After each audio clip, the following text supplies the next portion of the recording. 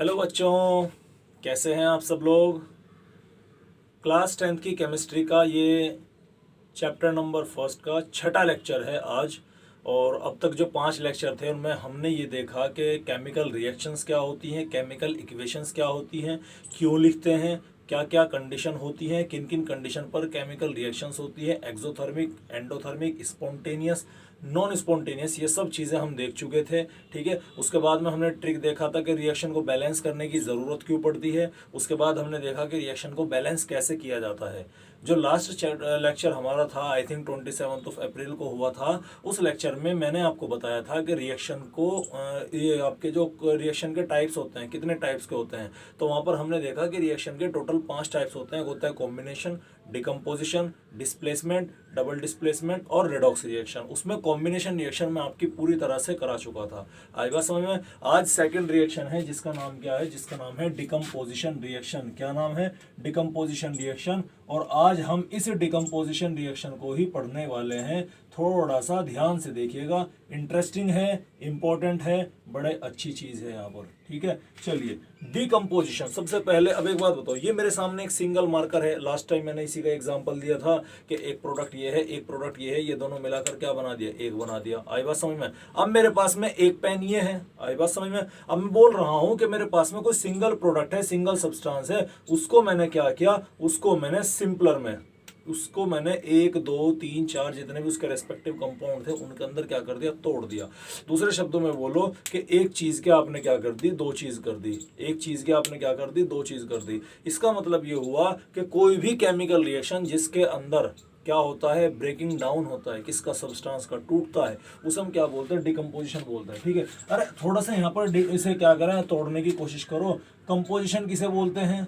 जिससे वो बना होता है। डी क्या होता है? रिमूव करना, यानी वो सब्सटेंस जो जिससे वो बना, मिलकर बना है, उसे उससे अलग अलग करते हैं, तोड़ तोड़ के अलग अलग करने की कोशिश करते हैं। इसे आप इस तरह से भी समझ सकते हैं। ये मेरे पास में एक पेन है, एक सब्सटेंस है, कॉमन सब्सटेंस है, ये कॉम्प्लेक्स है, इसे मैंने तोड़कर सिंपलर सब्सटेंस के अंदर कन्वर्ट कर दिया। ठीक है, एक आई बात समझ में। दूसरी चीज और आपके क्या हुआ, जैसे कि ये कोई कंपाउंड है जिसका नाम ए है, उसे आपने तोड़ दिया और तोड़कर 2 प्रोडक्ट उसने बना दिए, बी और सी की कंडीशन, यानी 2 सब्सटेंस बना दिए। एक का क्या कर दिया आपने? 2 सब्सटेंस बना दिया। ये बी और सी, ये दोनों के दोनों ए अलग अलग सब्सटेंस है जो कि ए को बना रहे थे। जब ये आपस में मिल रहे थे तब ये एक ही फॉर्मेशन कर रहे थे। तो इसीलिए जब हमने ए को तोड़ा तो तोड़ने के बाद में हमें क्या हुआ? ये हुआ। तो अगर आप देख पा रहे होंगे कि बी और सी किसे बनाया? बी और सी में क्यों टूटा A compound? A compound B और सी में इसलिए टूटा क्योंकि ए कंपाउंड जो बना है वो बी और सी से मिलकर बना है, बी और सी को कंबाइन करके बना है। इसका मतलब अगर मैं इस रिएक्शन को इस डायरेक्शन में पढ़ूं, इस रिएक्शन को इस डायरेक्शन में पढ़ूं, तो क्या ये कुछ इस तरह से नहीं आ रही के निकल के बी सी मिलकर क्या बना दिया? ए। बी प्लस सी ने मिलकर क्या बना दिया? ए। और यही ए वाला रिएक्शन बाद में क्या हुआ? यही ए वाली रिएक्शन बाद के अंदर किसमें टूट गई? बी प्लस सी। यानी ये आगे भी है और पीछे भी है। इस तरह से मैं समझाने की कोशिश कर रहा हूं आपके। तो याद करो ये क्या आया था, जब आप 2 या 2 से ज्यादा सब्सटेंस को मिलाकर एक कॉमन सब्सटेंस बनाते हैं, उसको क्या बोलते हैं हम? Combination reaction. क्या बोलते हैं? Combination reaction. और आपने अब इसकी रिएक्शन की उल्टी कर दी तो डीकॉम्बिनेशन, मतलब डीकम्पोजिशन रिएक्शन। आई बात समझ में। तो इसका मतलब ये हुआ कि जो डीकम्पोजिशन रिएक्शन है, सबसे इंपॉर्टेंट चीज क्या निकल कर आती है कि वो अपोजिट होती है, अपोजिट टू कॉम्बिनेशन रिएक्शन। ये बड़ी इंपॉर्टेंट चीज यहां से निकल कर आई है। पहला पॉइंट तो यही हो गया कि आपके जो कॉम्बिनेशन रिएक्शन, जहां पर एक या 2 सब्सटेंस को मिलाकर आपने एक बनाया, डीकम्पोजिशन रिएक्शन में आप वो जो एक सब्सटेंस, जिन 2 सब्सटेंस से मिलकर आपने बनाया था, उसे उसी बात वापस अपने उसके रेस्पेक्टिव 2 सब्सटेंस में तोड़ देते हैं। सॉरी। ठीक है, आई बात समझ में। तो ये क्या हुआ? ये हो गया डीकम्पोजिशन रिएक्शन। आई बात समझ में, क्लियर है। तो डीकम्पोजिशन का मतलब क्या हुआ कि कॉम्प्लेक्स सब्सटेंस को, कि हम क्या करते हैं? कॉम्प्लेक्स सब्सटेंस का क्या करते हैं? उसको तोड़ते हैं, ब्रेक डाउन करते हैं। किसमें? सिंपलर सब्सटेंस के अंदर। ठीक है, सिंपलर सब्सटेंसेस के अंदर उसको क्या करते हैं? ब्रेक डाउन करते हैं। समझ में आई बात? क्या करते हैं? ब्रेक डाउन करते हैं, तोड़ते हैं। और इसी केमिकल रिएक्शन को हम क्या बोलते हैं? इसी केमिकल रिएक्शन को हम बोलते हैं डीकम्पोजिशन रिएक्शन। क्या बोलते हैं? Decomposition reaction. इंपॉर्टेंट है, ध्यान दीजिएगा, सोना नहीं है। ठीक है, आई बात समझ में। चलिए आगे की तरफ चलते हैं। अब डिकम्पोजिशन रिएक्शन क्या होती है वो मैंने आपको समझा दिया। डिकम्पोजिशन रिएक्शन किस तरह से, मतलब किसके अपोजिट है, मैंने ये भी पॉइंट आपको बता दिया। आई बात समझ में। अगली चीज जो आती है वो आती है कि types of decomposition reaction. Decomposition reaction को टाइप क्या होता है, देखो आपने आपके क्या नाम ले रहे हैं वो आई थी ना कॉम्बिनेशन रिएक्शन, तो इसे आप डिकॉम्बिनेशन रिएक्शन भी बोल सकते हैं, लेकिन डिकॉम्बिनेशन ना बोल के क्या बोल सकते हैं, डिकम्पोजिशन बोले इसे, ठीक है। मतलब याद रखने के तौर पे कॉम्बिनेशन डिकॉम्बिनेशन, कॉम्बिनेशन का उल्टा क्या हो गया, डिकॉम्बिनेशन। आई बात समझ में। तो डिकॉम्बिनेशन को क्या बोला, डिकम्पोजिशन। इसे इस तरह से याद रख सकते हैं। समझ में आई बात, ठीक है। चलिए अब बात चलते हैं डिकम्पोजिशन रिएक्शन, यानी आपको सब्सटेंस को तोड़ना है सिंपलर सब्सटेंस में, और ये तोड़ने वाला काम जो है वो आप तीन तरह से कर सकते हैं। तोड़ना है, तोड़ फोड़ मचानी है। तोड़ फोड़ मचाने के लिए किसकी जरूरत होती है, एनर्जी की जरूरत होती है। किसकी जरूरत होती है, एनर्जी। तुम्हारे अंदर अगर हल्क हल्क ना बने, मूवी देखी ना मार्वल वाली, अगर वो हल्क हल्क ना बने तो वो तोड़फोड़ नहीं मचा सकता। इन्फिनिटी वॉर में यही हुआ था कि हल्क जो है वो हल्क के अंदर बन ही नहीं पाया था। देखा ना आपने, उस टोनी स्टार बोलता कि बाहर निकालने आजा हल्क यार, बाहर आजा बाहर आजा, वो आता नहीं, फिर लास्ट में आयरन मैन का सूट पहन के लड़ाई लड़ता है वो, ठीक है ठीक है, लेकिन वो कुछ कर नहीं पाता। तो हल्क को हल्क बनने के लिए, मतलब अगर हल्क को हल्क बनना है, ताकतवर बनना है, जब वो ताकतवर रूप में आएगा तभी वो सामने वालों को तोड़ फोड़ मचा सकता है, अदरवाइज उसको कुछ नहीं कर सकता। यानी अगर आपके पास में ताकत है, आपके पास में एनर्जी है, तो आप किसी को भी तोड़ फोड़ सकते हैं। इसका मतलब ये नहीं कि आप उठे बिल्डिंगों की दीवारों में मुक्के मारने लगे कि अब इसे दीवार को गिराएंगे, इसे दीवार को तोड़ेंगे। ये एक्सपेरिमेंट बिल्कुल नहीं करना है, ठीक है। तो मैं बोल रहा हूं कि अगर आपको कोई भी चीज तोड़नी है तो तोड़ने के लिए क्या चाहिए यार, ताकत चाहिए, एनर्जी चाहिए, और मम्मी को बोलोगे बोर्नविटा पिलाएं, ठीक है। चलो, तो क्या चाहिए, एनर्जी चाहिए। यानी हमें कोई भी कॉम्प्लेक्स सब्सटेंस को सिंपलर सब्सटेंस में कन्वर्ट करने के लिए किस चीज की जरूरत पड़ती है, एनर्जी की रिक्वायरमेंट पड़ती है। क्या होती है, एनर्जी की रिक्वायरमेंट होती है, एनर्जी की जरूरत होती है। एनर्जी की रिक्वायरमेंट, एनर्जी अब हम किस किस फॉर्म में दे सकते हैं, एनर्जी हम किस किस फॉर्म में दे सकते हैं। एनर्जी हम दे सकते हैं हीट के फॉर्म में, ये भी एक एनर्जी है। एनर्जी दे सकते हैं हम आपके सनलाइट के रूप में, सनलाइट भी एक तरह से क्या है, केमिकल एनर्जी, फोटोसिंथेसिस में बताया था। और एनर्जी हम दे सकते हैं किसके रूप में, इलेक्ट्रिसिटी के रूप में, यानी इलेक्ट्रिक करंट, इलेक्ट्रिसिटी या इलेक्ट्रिक करंट आप पास करेंगे तो वो भी एक तरह से एनर्जी प्रोवाइड करता है। तो हम एनर्जी को, जो मेनली आपके सिलेबस में है, वो तीन तरह से आप एनर्जी दे सकते हैं। एनर्जी को हम दे सकते हैं बाय मींस ऑफ हीट के, सनलाइट से और इलेक्ट्रिसिटी से। अच्छा, हीट के लिए वर्ड क्या यूज किया जाता है, क्या यूज किया जाता है वर्ड, थर्मो। क्या यूज किया जाता है, थर्मो। यानी हीट के लिए हो रहा है थर्मो। और हीट क्या काम कर रही है यहाँ पर, तोड़ने का काम कर रही है, ब्रेकिंग डाउन का। Heat is a form of energy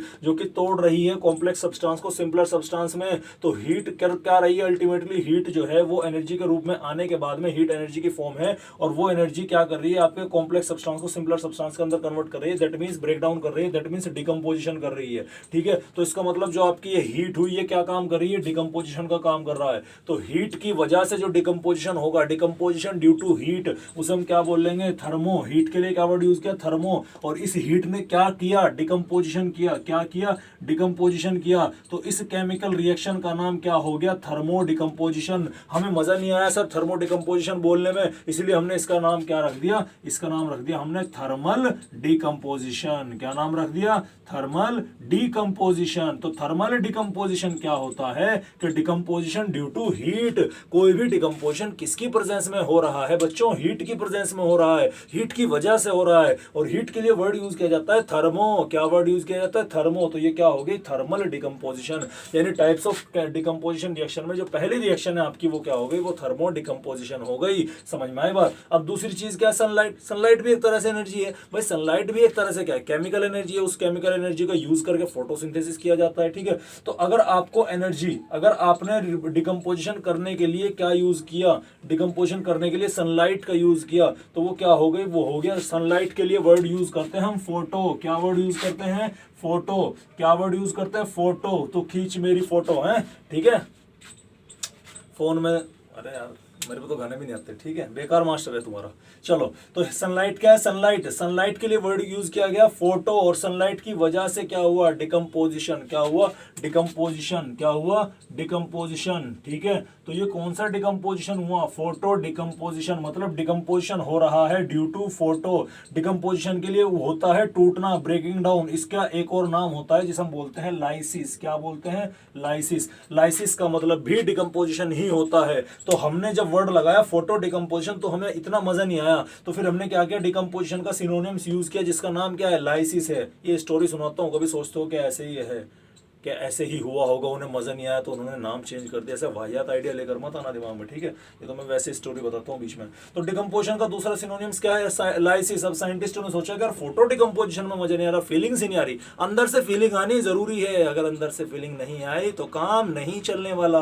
तो फोटो डिकम्पोजिशन, डिकम्पोजिशन के लिए क्या सिनोनिम्स वर्ड यूज कर लिया उन्होंने, लाइसिस का। तो इस रिएक्शन का अब ओवरऑल साइंटिफिक रिएक्शन का नेम क्या बन गया, फोटोलाइसिस। क्या बन गया, फोटोलाइसिस। इसका मतलब ये हुआ कि photolysis is another type of decomposition reaction. Decomposition reaction के कितने टाइप हो गए, दो। एक हो गया आपका थर्मल डिकम्पोजिशन रिएक्शन, डिकम्पोजिशन हो रहा है किसकी वजह से, हीट की वजह से। एक हो रहा है फोटोलाइसिस, लाइसिस मतलब डिकम्पोजिशन हो रहा है किसकी वजह से, फोटो मतलब सनलाइट की वजह से। आई बात समझ में। अब तीसरी चीज आती है इलेक्ट्रिसिटी, ठीक है। अब इलेक्ट्रिसिटी वर्ड लगाया आपने, इलेक्ट्रो, क्या वर्ड लगा दिया, इलेक्ट्रो, ठीक है। इलेक्ट्रो वर्ड लगा दिया, ठीक है। और अगेन वही डिकम्पोजिशन हुआ तो क्या बोल लेंगे हमसे, इलेक्ट्रो डिकम्पोजिशन। मजा आया क्या, नहीं आया, तो इसके लिए हमने क्या यूज कर लिया, इलेक्ट्रोलाइसिस। डिकम्पोजिशन की जगह हमने क्या यूज कर लिया, इलेक्ट्रोलाइसिस का इस्तेमाल कर लिया। अब ओवरऑल हमारे पास में डिकम्पोजिशन रिएक्शन तीन तरह से आती है। सबसे पहली है थर्मल डिकम्पोजिशन। कौन सी decomposition, thermal decomposition.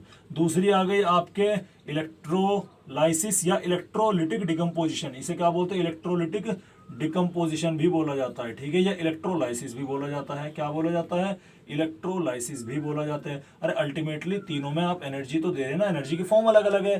Thermal decomposition में एनर्जी दे रहे हैं आप हीट के रूप में, इलेक्ट्रोलाइटिक डिकम्पोजिशन में, इलेक्ट्रोलाइसिस में एनर्जी दे रहे हैं आप इलेक्ट्रिक करंट के रूप में। और लास्ट आता है आपका फोटो लाइसिस, ठीक है, या फोटोलाइटिक डिकम्पोजिशन। इसे क्या बोलते हैं, फोटोलाइटिक डिकम्पोजिशन भी बोला जाता है। ये तीसरा नाम आगे निकल गया, फोटोलाइटिक डिकम्पोजिशन, ठीक है। तो तीन तरह के हो गए, thermal decomposition, electrolytic decomposition, photolytic decomposition, और इसका दूसरा नाम क्या होता है, फोटोलाइसिस। यही बात समझ में। तो इस चैप्टर में, या सॉरी इस यूनिट इस टाइप की केमिकल रिएक्शन में हम यही तीन तरह की केमिकल रिएक्शन डील करने वाले हैं। स्क्रीनशॉट लो फटाफट जल्दी करके इसका, ठीक है। इसको नोट करते रहना भैया, प्रॉपर नोट्स बनाते रहना, नोट्स नहीं छूटने हैं बिल्कुल भी किसी भी हाल में। समझ में ही है भैया बात आपके, ठीक है, क्लियर है। चलिए आगे की तरफ चलते हैं। थर्मल डिकम्पोजिशन देख लेते हैं भैया। थर्मल डिकम्पोजिशन भाई साहब क्या बोलना चाह रहे हैं, आई होप आप लोगों के समझ में यहाँ तक आ रहा होगा। मैं कोशिश कर रहा हूँ बड़े आसान से शब्दों में आपको समझाने की, ठीक है। समझ में आ ही रहा होगा यार, और नहीं आ रहा तो मम्मी को बोलो कि बॉर्नविटा पिलाएं, ठीक है। ब्रेन टॉनिक लेना चाहिए आप लोगों को, वैसे अच्छी चीज़ है ब्रेन टॉनिक, ठीक है। बहुत सारे मार्केट में अवेलेबल हैं, जैसे कि स्वर्ण मधु हो गया, रेक्स की दिमाग में प्रमोट नहीं कर रहा। कभी लग रहा है कि सर का कमीशन बन रहा, सर पैसे लेंगे पैसे मारेंगे, अरे नहीं यार, मेरा कोई कमीशन नहीं है, ठीक है। आई बस मैं बता रहा हूँ, जैसे आपको वर्कआउट करने के दौरान चाहिए ना कि प्रोटीन चाहिए, सप्लीमेंट चाहिए, फूड चाहिए, ऐसे आपके ब्रेन को जरूरत होती है। पुराने टाइम के लोग बड़े शातिर होते थे, वे बोलते थे घी दूध खा तो तेरे दिल दिमाग को तो घी दूध सबसे ज़्यादा लगे, ठीक है। क्या खिलाते थे, देसी घी, ठीक है, बड़ी अच्छी चीज़ है। आई बात समझ में। और खाते नहीं है ना कि देसी घी खाएंगे तो मोटे हो जाएंगे, अरे भैया पहले दिमाग तो बढ़ा लो, मतलब मेंटेन करना जरूरी है ना ब्रेन की सेल्स को भी, ठीक है ना। और वैसे भी अभी तो आप डेवलपिंग एज में हैं, अभी तो आपके ब्रेन को और ज्यादा एनर्जी की रिक्वायरमेंट है, तो अभी से ब्रेन टॉनिक का यूज करना शुरू कर दो। आई बात समझ में। ब्रेन टॉनिक लो, अच्छे से अपने डॉक्टर से कंसल्ट करो, अच्छे डॉक्टर से जो आपके आसपास अच्छा वेल क्वालिफाइड डॉक्टर होता है ना, उससे कंसल्ट करो। नीम हकीम खतरा जहां से कंसल्ट नहीं करना, कि वो जो टेंट लगा के बैठ जाते हैं, समझ में आएगा, जो टेंट लगा के बैठ गए हमारे यहाँ देसी जड़ी बूटी द्वारा इस चीज़ का इलाज फलाना ढिमकाना, नहीं यार। नीम हकीम खतरा जान, आई बात समझ में। अच्छे वेल क्वालिफाइड डॉक्टर से पूछो, वहाँ जाकर उनसे पता करो कि जी ब्रेन टॉनिक हमें हमारी एज के अकॉर्डिंग कौन सा लेना चाहिए, वो आपको सजेस्ट करेंगे और आपका काम हो जाएगा, सिंपल, ठीक है। चलिए तो प्रवचन खत्म करते हैं, वापस अपने टॉपिक की तरफ आते हैं। अगला टॉपिक क्या, इसी के टॉपिक को हम कंटिन्यू करते हैं। पहली चीज क्या आ गई, थर्मल डिकम्पोजिशन। इसका मतलब डिकम्पोजिशन किसकी वजह से हो रहा है, ड्यू टू हीट। किसकी वजह से, हीट। याद करो बेटा जी, पहले दूसरे तीसरे लेक्चर में मैंने आपको बताया था कि हीट के लिए एक सिंबल का यूज किया जाता है, जिसका नाम क्या है, ये ट्रायंगुलर सिंबल यूज किया जाता है। लगता है कारतूस खत्म हो गई है हमारे इस अस्त्र में, और हमें इस अस्त्र में कारतूस भरने की आवश्यकता है, परंतु फिर भी हम चलाते हैं थोड़ा सा काम, ठीक है। तो हीट की बात करेंगे, ठीक है। आपके एनसीईआरटी में गिने चुने एग्जाम्पल हैं, 2-3 एग्जाम्पल है, बड़े इंटरेस्टिंग एग्जाम्पल है। एक्टिविटी भी दे रखी है। मैं इस लेक्चर के बाद में जब भी नेक्स्ट लेक्चर होगा तो उसमें जो इंटेक्स्ट क्वेश्चन है, जो एक्सरसाइज के पीछे के क्वेश्चन है वो, और जो एक्टिविटी बीच के अंदर है वो सारी डिस्कस करने वाला हूँ अगले लेक्चर में, ठीक है। तो आपके डिस्प्लेसमेंट रिएक्शन से पहले वो बताना जरूरी है। डिस्प्लेसमेंट रिएक्शन से पहले 2 लेक्चर हो जाएंगे आपके, 2 लेक्चर डिस्प्लेसमेंट रिएक्शन से पहले, ठीक है। चलिए, तो थर्मल डिकम्पोजिशन क्या है भैया, हीट की वजह से क्या हो रहा है, थर्मल डिकम्पोजिशन हो रहा है। अच्छा चलो एग्जांपल देखते हैं, इसका एग्जांपल क्या है।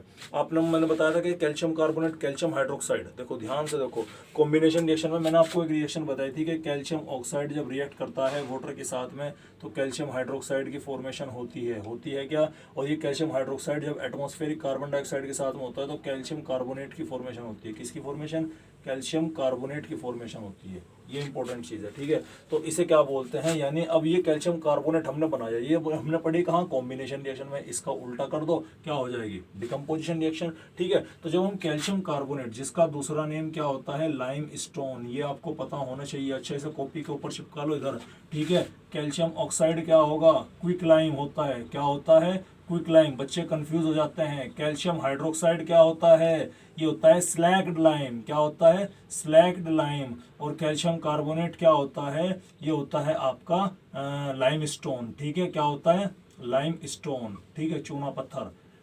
तो ये इंपॉर्टेंट है, इसे कॉपी के ऊपर चिपका दो, आता है ना मार्जिन नोटबुक के ऊपर, उसके ऊपर चिपका दो। और ये बड़ा इंपॉर्टेंट है, कंफ्यूज हो जाता है, क्विक लाइम क्या है, स्लैग लाइम क्या है, लाइम स्टोन क्या है, लिख दिया मैंने एक साथ, भूलना नहीं है, याद रख लेना, ठीक है। आएगा समझ। चलिए, तो कैल्शियम कार्बोनेट को जब आप क्या करते हैं प्यारे बच्चों, हीट करते हैं तो किसके अंदर टूटता है, वो अल्टीमेटली बर्न होता है कैल्शियम ऑक्साइड। तो अल्टीमेटली यही आ रहा, कैल्शियम ऑक्साइड के अंदर और कार्बन डाइऑक्साइड के अंदर। सर आपने गलत बता दी, यहाँ पर तो कैल्शियम हाइड्रोक्साइड आया था। अरे हीट करने पे वाटर इवोपरेट हो गया ना। ये कैल्शियम हाइड्रोक्साइड किसकी वजह से बना, ये वाटर की वजह से बना। कैल्शियम हाइड्रोक्साइड और कैल्शियम ऑक्साइड ऑलमोस्ट एक ही चीज है, क्या फर्क किस चीज का, ये हाइड्रेटेड कैल्शियम ऑक्साइड हो गया। कैल्शियम ऑक्साइड में आपने पानी बना दिया, सॉल्यूशन बन गया, एक्वस सॉल्यूशन बन गया। समझ में आई बात, ठीक है ना। तो ये कंफ्यूज नहीं होना इसमें, ये वाटर कहाँ गया, हीट की वजह से वाटर तो इवोपरेट कर जाएगा ना। तो जब वाटर इवोपरेट कर जाएगा, H2O तो यहाँ से ऑलरेडी निकल चुका होगा, यहाँ तो हाइड्रोजन है ही नहीं ना। तो हीट करने के बाद में ये कार्बन डाइऑक्साइड के उसमें यहाँ पहले से वाटर क्या कर गया था, एलिमिनेट कर गया था। अब हम इस ड्राई वाले को हीट करें तो डायरेक्ट किसके अंदर कन्वर्ट होगा, कैल्शियम ऑक्साइड के अंदर। अगर हम चाहते हैं कैल्शियम कार्बोनेट को क्या करें, कैल्शियम हाइड्रोक्साइड के अंदर कन्वर्ट करें, तो हमें ये हाइड्रेटेड लेना पड़ेगा। क्या लेना पड़ेगा, हाइड्रेटेड लेना पड़ेगा, और रिएक्शन रिवर्स डायरेक्शन में करानी होगी। तो फिलहाल उसे छोड़िए, आप यहाँ पर फोकस कीजिए कि कैल्शियम कार्बोनेट को जब आप हीट करते हैं तो क्या बनता है, कैल्शियम ऑक्साइड और कार्बन डाइऑक्साइड की फॉर्मेशन होती है। ये आपने रिएक्शन क्या पढ़ चुके हैं, ये पढ़ चुके पहले भी। इसे हम क्या बोलते हैं, thermal decomposition of lime stone भी बोला जाता है। अच्छा, लाइम स्टोन का इस्तेमाल कहाँ किया जाता है, इसका इस्तेमाल सीमेंट बनाने में, कंक्रीट होती है ना जो बिल्डिंग मटेरियल के जो मोस्ट ऑफ द सामान होते हैं उन सब में किसका यूज किया जाता है, कैल्शियम कार्बोनेट का यूज किया जाता है। आई बस में उसके अलावा ग्लास बनाने के लिए भी, ठीक है, इंडस्ट्रीज के अंदर ग्लास बनाने के लिए भी कैल्शियम कार्बोनेट का यूज किया जाता है, ठीक है। व्हाइट वॉश बनाने के लिए, जो आप कली करते हैं, व्हाइट वॉश करते हैं, उसके लिए भी इसी का यूज करते हैं। नेचर के अंदर कैल्शियम कार्बोनेट की फॉर्म में मैक्सिमम आपका ये लाइमस्टोन के रूप में प्रेजेंट होता है। समझ में आई बात है, ठीक है। तो इसका जब क्या होता है, जब इसको हीट करते हैं फ्यूज्ड फॉर्म में क्या बनता है, कैल्शियम ऑक्साइड बनता है। इस सॉल्यूशन को कहाँ डालता है, वाटर के अंदर डालता है और कैल्शियम हाइड्रोक्साइड बनता है। और अगेन वापस से उसके ऊपर बारीक पतली सी लेयर बन जाती है कैल्शियम कार्बोनेट की, जिसकी वजह से वो चूना, वो व्हाइट वॉश इस तरह इतना अच्छा लगता है, ठीक है। तो सीमेंट और कंक्रीट या ग्लास वगैरह बनाने के लिए किसका यूज किया जाता है, कैल्शियम कार्बोनेट का यूज किया जाता है, मतलब लाइमस्टोन का यूज करते हैं। ये तो था कि थर्मल डिकम्पोजिशन किसकी वजह से, ये था थर्मल डिकम्पोजिशन आपके हीट की वजह से, किसका, कार्बन कैल्शियम कार्बोनेट का। समझ में आई बात, आई बात समझ में। अब एनसीईआरटी में आपका एक और केमिकल रिएक्शन दे रखी, फेरस सल्फेट की, ठीक है, उसे भी देख लेते हैं। चलिए देखो, एक एक्टिविटी करके दे रखी है आपने, उसे तो मैं तभी डिस्कस करूंगा, लेकिन ध्यान दीजिएगा कि FeSO4 को जब हम क्या करते हैं, हीट करते हैं, तो ये Fe2O3 के अंदर और प्लस SO2 गैस के अंदर क्या हो जाता है, कन्वर्ट हो जाता है। किसके अंदर, Fe2O3 और SO2 गैस के अंदर क्या हो जाता है, कन्वर्ट हो जाता है, ठीक है। Sulphur sulphur oxygen oxygen balance करनी पड़ेगी बच्चा, ठीक है। 2 प्लस SO3 गैस, ठीक है, 2 आयरन 2 आयरन 2 सल्फर 2 सल्फर, 4 दूनी 8 ऑक्सीजन, 3 2 5 और 3 8 ऑक्सीजन। अब बैलेंस रिएक्शन है, ठीक है, अजीब सी लग रही थी, ठीक है। तो जब आप ये क्या है, ये होता है आपका फेरस सल्फेट। क्या होता है, फेरस सल्फेट। और किस कलर का होता है? ये होता है आपका ग्रीन कलर का। किस कलर का? ग्रीन कलर का। जब आप इस फेरस सल्फेट को हीट करते हैं, जब आप इस फेरस सल्फेट को हीट करते हैं तो फेरिक ऑक्साइड, अच्छा इस सिंबल का मतलब क्या है? याद है ना, ये मैंने ऊपर को एरो बनाया, मतलब ये गैसियस फॉर्म में, ये तो बाहर निकल गए, निकल गए, अरे निकल गई नहीं, निकल गई। ये आप जब मेटल को एक्सट्रैक्शन करने के दौरान पढ़ेंगे, मेटलर्जी के दौरान, मेटल को एक्सट्रैक्शन करने के दौरान ये प्योर फॉर्म में हमें आयरन मिल जाए, इसीलिए हम फेरस सल्फेट को किसके अंदर हीट करके इसके अंदर कन्वर्ट करते हैं, और फिर बाद में इसको क्या करते हैं, ये जो होता है आपका Fe2, इसका कलर कैसा हो जाता है? इसका कलर हो जाता है आपका रेड ब्राउन। कैसा हो जाता है? रेड ब्राउन कलर का।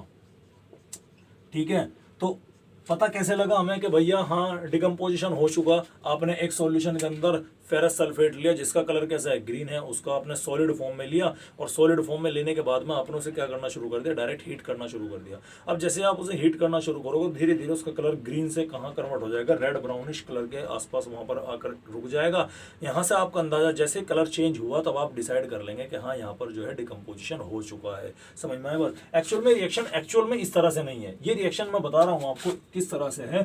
फेरस सल्फेट जो करता है FeSO4.7H2O, ये hydrated form of ferrous sulphate होती है जिस फॉर्म में वो एग्जिस्ट करता है। तो जब आप इसे हीट करोगे तो सबसे पहले तो क्या होगा? इसका पानी उड़ेगा, पानी उड़ने के बाद में किसके अंदर कन्वर्ट होगा? फेरस सल्फेट के अंदर कन्वर्ट होगा। फिर इसकी जब आप हीटिंग कंटिन्यू रखेंगे तो क्या होगा? यहाँ पर Fe2O3 फेरिक ऑक्साइड, इसे क्या बोलते हैं? Ferric oxide. क्या बोलते हैं इसे? Ferric oxide. इसे क्या बोलेंगे? Ferrous sulphate. तो FeSO4 को जब आप हीट करेंगे तो क्या बनेगा? फेरिक ऑक्साइड के साथ में SO2 गैस वो भी बाहर हो जाएगी, और साथ में सल्फर ट्राइऑक्साइड गैस, ये दोनों की दोनों गैस बाहर निकल जाएगी। इसे बोलते हैं thermal decomposition of ferrous sulphate.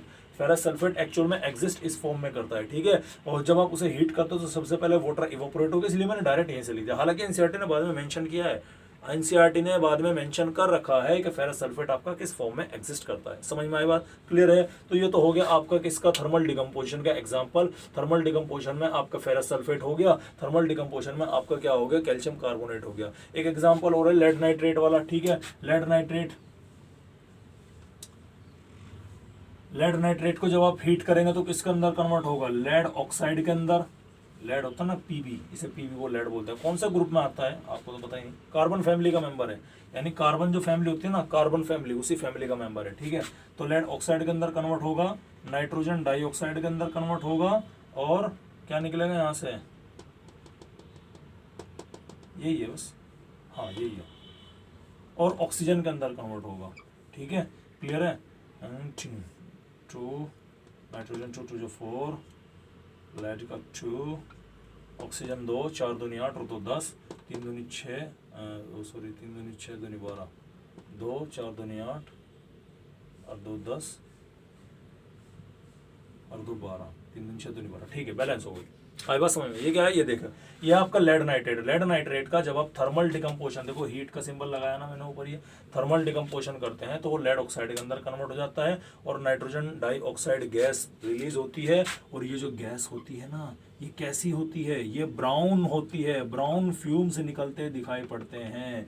आपने देखा होगा कि जब आप दूध गर्म कर रहे होते तो आपको वेपर, व्हाइट वेपर दिखाई पड़ती है। बस इमेजिन कर लो कि आपने उस सॉल्यूशन के अंदर दूध की जगह क्या रखा? उस सॉल्यूशन के अंदर आपने दूध की जगह लेड नाइट्रेट डाल दिया, और जब वो हीट अप हुआ, जब वो उबलने लगा, जब वो गर्म होने लगा, टेम्परेचर कोई 10-20 डिग्री नहीं होता, 700-800 के रेस्पेक्टिव टेम्परेचर होता है यहाँ पर। तो जब वो हाई टेम्परेचर पर आपने उसे स्ट्रॉन्ग हीट किया तो उसकी फ्यूम्स जो निकलती हैं, उसकी जो वेपर निकलती हैं, उनका कलर कैसा होता है? उनका कलर होता है ब्राउन कलर का। तो ये सब क्या? ये सब आपके थर्मल डिकम्पोजिशन के एग्जांपल हो गया। कंक्लूजन क्या है? थर्मल डिकम्पोजिशन में आप हीट का इस्तेमाल करते हैं, या थर्मल डिकम्पोजिशन में आप उस एनर्जी की इस्तेमाल करते हैं जो कि हीट के फॉर्म में होती है, उसे क्या बोलते हैं? थर्मल डिकम्पोजिशन बोलते हैं। पहले टाइप की केमिकल रिएक्शन आपकी क्या हो चुकी है? थर्मल डिकम्पोजिशन कंप्लीट हो चुकी है। इसे नोट करो, स्क्रीनशॉट लो फटाफट। अगले टाइप की जो आपके जो डिकम्पोजिशन रिएक्शन है वो क्या थी? वो है आपकी इलेक्ट्रोलाइटिक डिकम्पोजिशन। क्या है? Electrolytic decomposition. अच्छा, इलेक्ट्रोलाइटिक डिकम्पोजिशन या इलेक्ट्रोलाइसिस के अंदर क्या होता है? ये तो टाइम काफी हो गया, 23 मिनट हो गई। चलो, इलेक्ट्रोलाइटिक डिकम्पोजिशन या इलेक्ट्रोलाइसिस में क्या होता है? एनर्जी यूज करते हैं आप इलेक्ट्रिसिटी की फॉर्म में। किस फॉर्म में?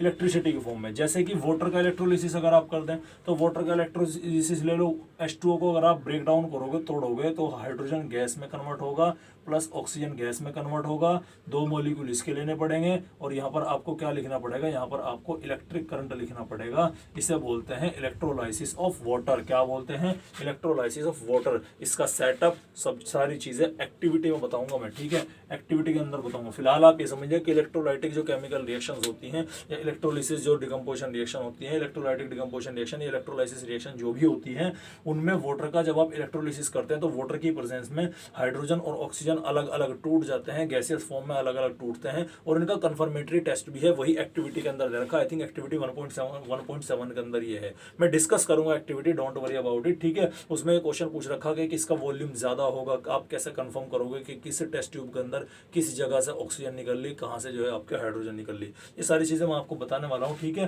तो वाटर को जब आप इलेक्ट्रिक करंट पास करेंगे तो इसके अंदर टूट जाएगा, H2 के अंदर और ऑक्सीजन के अंदर टूट जाएगा। यह है आपकी क्या, ये हो गई आपकी थर्मल डिकम्पोजिशन, वो सॉरी आपके क्या हो गई इलेक्ट्रोलाइटिक डिकम्पोजिशन रिएक्शन। अब जो तीसरी बचती है वो बचती है फोटोलाइटिक रिएक्शन या फोटोलाइटिक डिकम्पोजिशन। आपने देखा होगा, फील करो, आपने देखो को ब्लैक एंड व्हाइट फोटो देखे, ब्लैक एंड व्हाइट फोटो में आपने दो चीजें देखी होंगी, या तो व्हाइट व्हाइट सा दिखाई पड़े या ग्रे ग्रे सा या डार्क डार्क सा, ठीक है। तीन ही तरह का उसमें कलर कंपोजिशन होता है, व्हाइट का, ग्रे का और डार्क का। एक डार्क बिल्कुल ब्लैक होता है, एक व्हाइट होता है, एक आपका क्या होता है, एक ग्रे कलर का होता है, ठीक है। वह ग्रे कलर आए कहाँ से, यानी जो पुराने टाइम में फोटोग्राफी होती थी। और दूसरी चीज जब वे रील नेगेटिव्स बनते थे ना, आपने देखे भी शायद किसी के घर में हो, तो नेगेटिव्स बनते थे ऐसे लाइट की रोशनी में। देखा, अरे एक्सरे तो देखा ना आपने, एक्सरे कैसे करते हैं, इस तरह की रोशनी में निकाल कर डॉक्टर देखता है लाइट लगाकर, उसके अंदर जो इंप्रेशन बना हुआ होता है वो एक्चुअल में फोटोलाइटिक रिएक्शंस की वजह से होता है, ठीक है। एक्चुअल में होता क्या है, आपका silver chloride AgCl, silver chloride को जब आप क्या करते हैं, इसमें सनलाइट की प्रेजेंस, और सनलाइट के लिए वर्ड यूज किया जाता था HNu, जो वीनी है, इस व्यू को ऐसे तिरछा सा, ये थोड़ा सा एक्टिव बनावट वाला है, ये ऐसे करके तिरछा सा हो गया, ठीक है। और ये ऐसे करके तिरछा सा होने के बाद में, पे यार चल जाए यार, ऐसे करके तिरछा सा होने के बाद में ये, ठीक है, और ये ऐसे मुड़ गया, ये ऐसे करके तिरछा सा हो के इसने ऐसे हाथ कर लिया अपना, जस्ट इमेजिन, ठीक है। तो ये वी नहीं क्या बना, ये न्यू बना, ठीक है। तो सनलाइट को यूज करने के लिए, डिनोट करने के लिए HNu का इस्तेमाल करते हैं। तो ये आपका क्या होता है, ये आपका सॉलिड होता है। तो 2Ag के अंदर ये सॉलिड रूप में प्रेसिपिटेट, एज ए प्रेसिपिटेट, ये आया ना नीचे साइन प्रेसिपिटेट, और Cl2 गैस के अंदर कन्वर्ट हो जाता है। इसका कलर कैसा होता है, व्हाइट होता है, और व्हाइट से कलर चेंज कैसा हो गया, ग्रे कलर का हो गया, ठीक है। इसीलिए सनलाइट के अंदर वो क्या करते हैं, एक्सपोज नहीं करते हैं। एक्सपोज करने पर फिल्म क्या हो जाती है, खराब हो जाती है। क्योंकि AgCl सिल्वर क्लोराइड या सिल्वर ब्रोमाइड जो होते हैं ना आपके, वे सिल्वर क्लोराइड या सिल्वर ब्रोमाइड ही होते हैं। अगर सनलाइट में उसे एक्सपोज करते हैं तो जो इंप्रेशन है वो डिस्टर्ब हो जाता है, समझ में आई बात। और उसका कलर कैसा होता है, व्हाइट से ग्रे कलर हो जाएगा, आपको कुछ दिखाई नहीं पड़ेगा साफ साफ, ठीक है। ये क्या था, ये है AgCl को। और इसी तरह Ag बिहार हो गया, Ag बिहार, ये हो गया ब्रोमीन, ये हो गया सिल्वर, इसका नाम क्या है, सिल्वर ब्रोमाइड। अगेन इसे जब आप हीट करोगे तो ये कैसा होगा, ये Ag सॉलिड फॉर्म में नीचे बैठ जाएगा, और ये बिहार गैस क्या हो जाएगी, ये बाहर स्केप कर जाएगी। मेरे को केस मत ठोक देना कि बिहार का नाम लिया, ठीक है। और इसका कलर कैसा होता है, इसका कलर होता है ग्रीन, कैसा होता है, ग्रीन नहीं सॉरी येलो कलर होता है, ठीक है। येलो कलर से Ag बिहार का कलर चेंज होकर कैसा हो जाता है, ग्रे कलर का चेंज हो जाता है। और ये दोनों की दोनों रिएक्शन कहाँ यूज करती हैं, ये ओल्ड फोटोग्राफी, जो ब्लैक एंड व्हाइट फोटोग्राफ्स होते हैं ना, ये ओल्ड रिएक्शन वहां पर इस्तेमाल की जाती है। कारतूस पूरी तरह खत्म हो चुकी है, हमें करना पड़ेगा, ठीक है। तो ये दोनों की दोनों केमिकल रिएक्शन कहाँ हो जाती है, वहीं पर यूज कर ली जाती है, ठीक है। तो फोटोग्राफिक जो ओल्ड पुराने टाइम की ओल्ड जो फोटोग्राफी है,